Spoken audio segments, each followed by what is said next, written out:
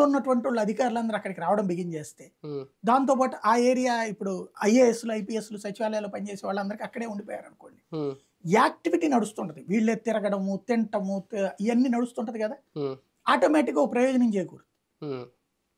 అది జరగాలి. అది జరగాలంటే ముందు మౌలిక వసతులు కల్పన చేయాలి. ఇప్పుడు ఆ పిల్లలు చదువుకోవాలా, వాళ్ళు ఎక్కడ ఇప్పుడు గుంటూరులోనో బెజవాడలోనో ఉంటున్నారు, లేదంటే మ్యాక్సిమం ఇప్పటికి కూడా 70 to 80% ఆఫ్ ద ఎంప్లాయీస్కి సంబంధించిన వాళ్ళందరూ హైదరాబాద్లోనే ఉంటున్నారు, వాళ్ళ ఫ్యామిలీ షిఫ్ట్ చేసుకోలేదు. అది జరగాలంటే ఇక్కడ సొంత ఇల్లు కావాలి, అది ఒక ఆస్పెక్ట్. రెండోది వీళ్ళకి అక్కడ ఉండాలన్నటువంటి ఫీలింగ్ ఉండాలి. ఇదంతా జరగాలంటే ప్రైవేట్ కన్స్ట్రక్షన్ జరగాలి.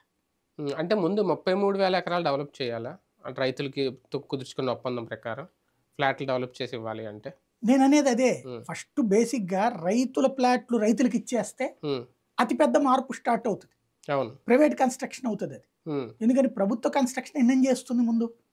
ఇప్పుడు ఇది దశల వారీగా ఎట్లా ఉండాలంటే, ముందు రైతులకి స్థలాలు ఇచ్చేసారు, అది చేయాలంటే ముందు ఆ కంపలన్నీ కొట్టాలి.